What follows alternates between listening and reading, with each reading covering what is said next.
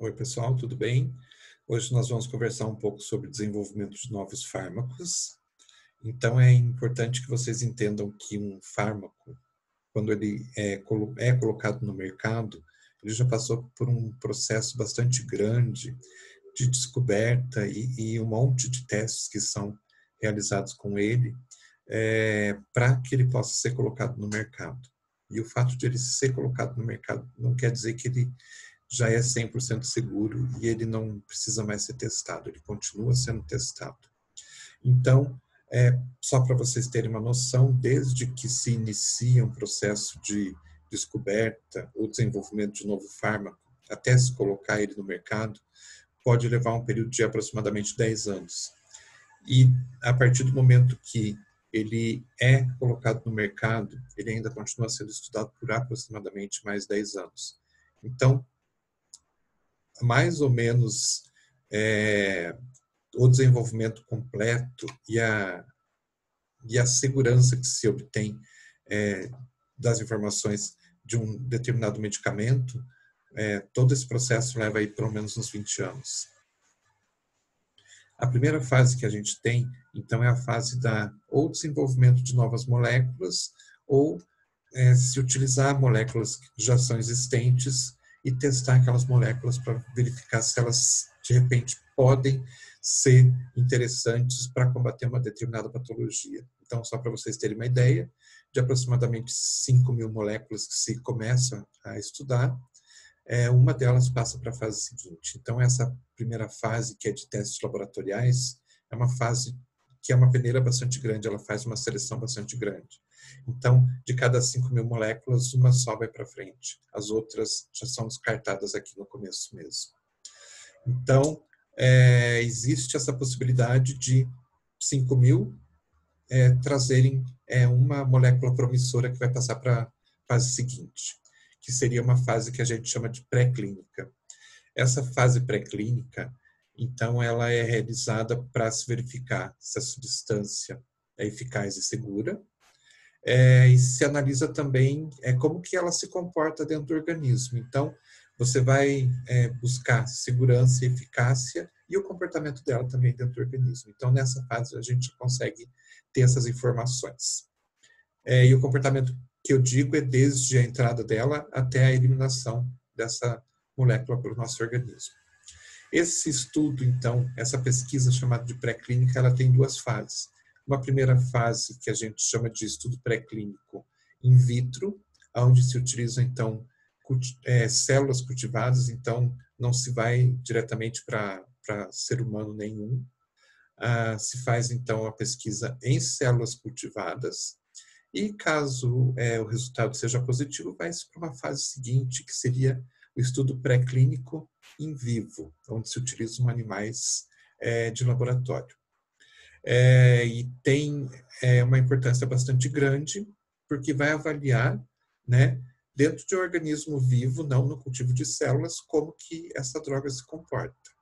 Porque inicialmente você vai verificar o comportamento dela em células cultivadas, mas você precisa saber como que ela se comporta num ser humano, num ser vivo.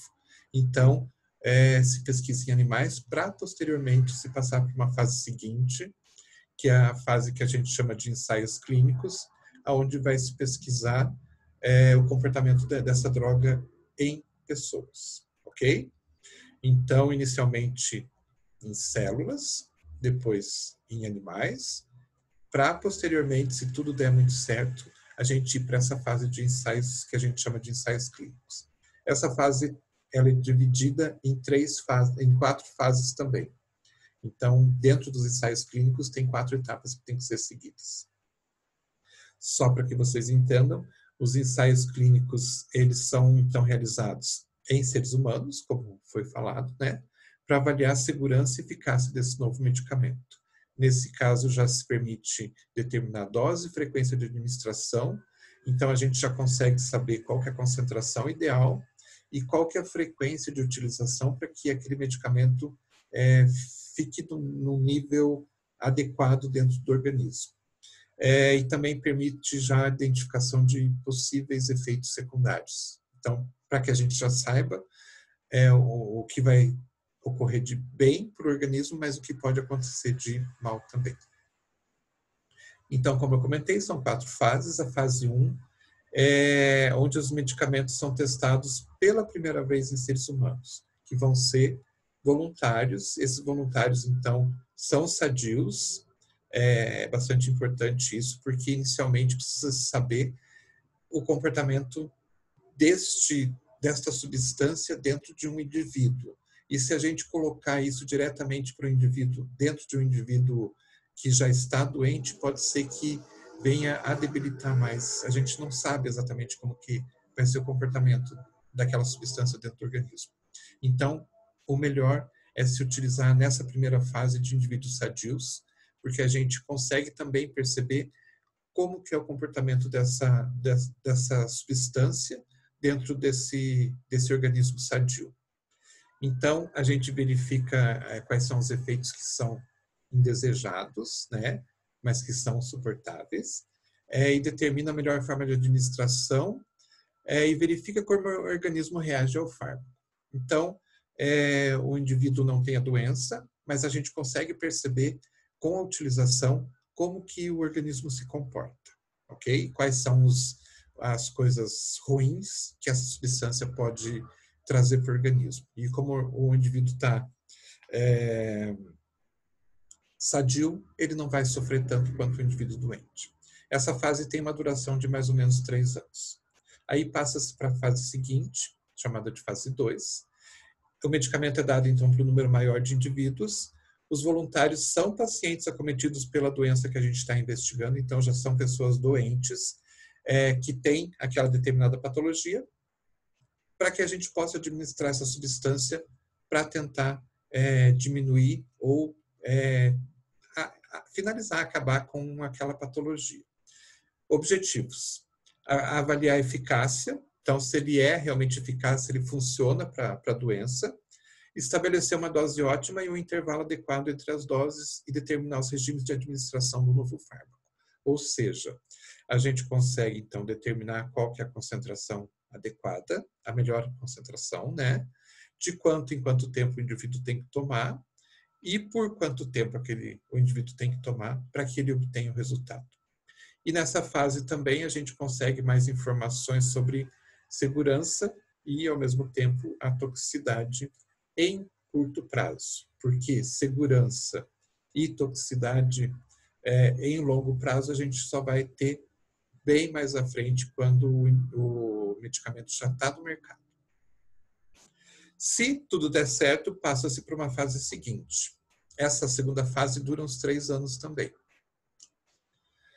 A fase 3 é dado para um grupo maior de pacientes, então um grupo maior do que o grupo anterior, para avaliar novamente a eficácia e segurança do produto. Então, na fase 2, a quantidade de pessoas onde se utiliza o medicamento, se testa o medicamento, é razoavelmente pequena. Tendo segurança, passa-se para uma fase terceira, onde a quantidade de indivíduos é maior ainda. Se existir já um tratamento, faz-se uma comparação de resultados para ver se o resultado do tratamento já existente é melhor do que o resultado dessa substância que está se pesquisando. E faz-se também os estudos, né, com o grupo controle, que é o controle e o grupo que a gente está investigando. Então, o grupo que a gente está investigando é aquele grupo que toma o medicamento e o grupo controle é aquele que toma o que a gente chama de placebo, que é uma substância inerte que é dada para a pessoa sem que ela saiba que aquilo não vai fazer efeito nenhum. A fase 3 ela dura aproximadamente 4 anos. Nisso, quando se chega nesse final e os resultados são positivos, são promissores, o medicamento passa pelo processo de registro, a Anvisa permite, isso falando aqui de Brasil, então a Anvisa permite que esse medicamento seja colocado no mercado, porque você consegue demonstrar que esse medicamento, pelo menos até o momento, é seguro, e então a Anvisa permite, deixa que o medicamento seja registrado e o medicamento vai para o mercado. Indo para o mercado, a gente está passando então para a última fase, que é a fase 4, ou pesquisa pós-comercialização, que é a fase que tem o que a gente chama de farmacovigilância. Então, são realizados estudos de vigilância pós-comercialização para estabelecer o valor terapêutico, surgimento de novas reações adversas ou confirmação da frequência de surgimento das já conhecidas e as estratégias de tratamento. Ou seja, a farmacovigilância vai verificar a segurança do medicamento em um prazo mais longo.